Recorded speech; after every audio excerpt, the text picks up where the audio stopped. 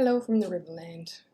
I'm Dr. Cheryl Wilson from Living Well with Dr. Wilson, and this is my trusty assistant Harvey in what we are going to call Health with Harvey. I've been asked by a few people in the community to put some information online, so here I am talking to you about osteo. It's not uncommon for someone to come into my rooms and tell me that they've got osteo, which ultimately means bone. And what's happened is we've shortened down a couple of conditions, osteoporosis and osteoarthritis, into one word that tends to overlap and get some confusion. And I believe with clarity, we can avoid confusion and allow you to be able to make better decisions to best support your best health. So sometimes when someone has a diagnosis of osteoporosis, there's some confusion that it may be the cause of pains in their joints, which is typical of osteoarthritis. And then sometimes with someone with osteoarthritis seems to think that it might be that they're more likely to have fractures, which is what is the concern about osteoporosis. So when we're looking at osteoporosis, we're looking at a condition where our bones are becoming what some people call brittle. So they're not as strong as they used to be. So when we look at bones, they're very much like a sponge. And our bodies add calcium to that sponge and make it nice and strong. And we do that in a variety of ways, mainly in our youth, when we're in about our teenage years, when we're hopefully eating quite healthily, we're laying a lot of calcium down. And then gradually through the years, it starts to come out of the bones. So it's very important to have a diet with an adequate amount of calcium, and if needed, you may need a supplement. The other thing that's very important is vitamin D. So vitamin D, we all know, comes from the sun. So you still need to slip, slop, slap in a hat and do safe sun practices, but it's important to get out there and get some sun on your skin.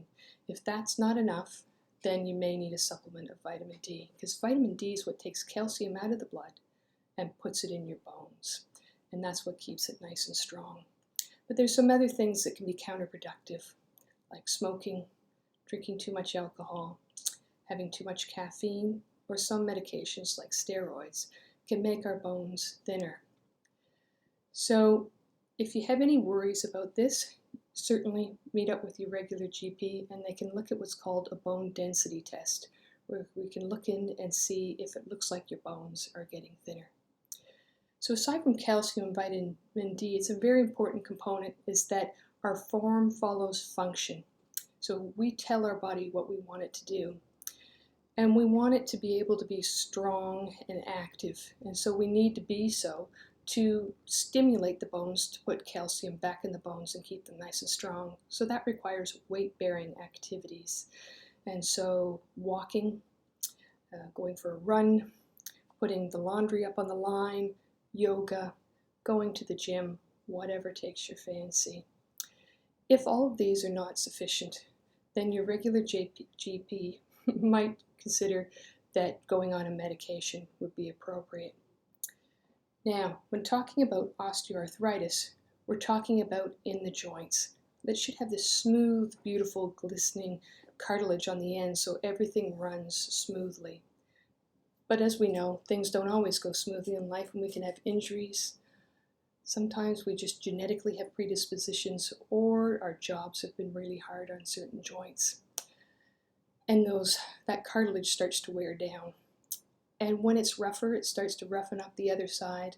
And then when it starts to get past the cartilage and we get bone to bone, we start progressing through osteoarthritis that can make our joints hurt. And that's any joint.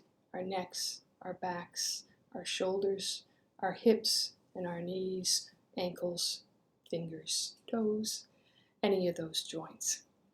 So what we want to do there is support our joints as best as possible.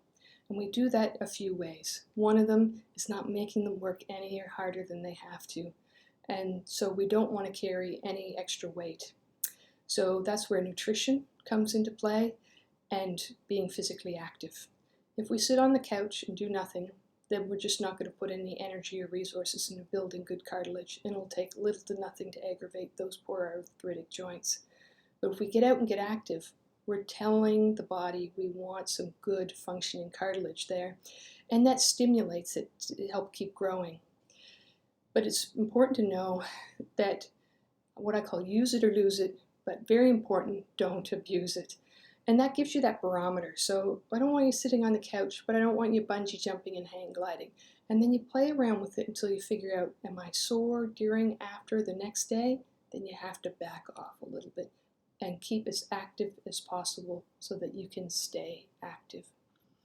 Studies have shown that we need long, strong, smart muscles, is what I call them. So stretching around the joint, as well as strengthening.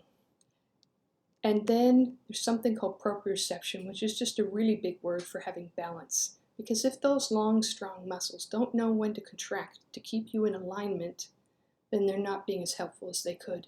So by doing some very simple balancing exercises, you can improve the efficiency of the muscles around your arthritic joint. Now there's medications to help with pain relief at times. And there's actually been some research that shows something as simple as the herb turmeric can help.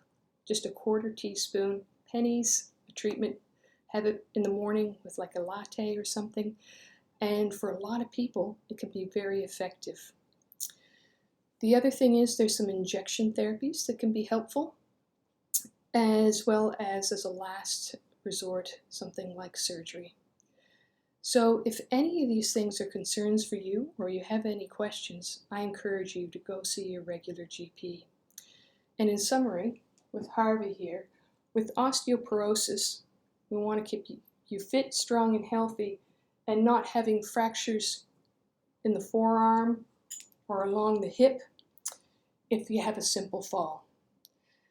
When we talk about arthritis, we're talking about changes in the cartilage, then ultimately the bone, in the joints, in the hips, and often in the knees. So, thank you from Harvey and I. I wish you all the best today. Take care and enjoy the day. Bye now.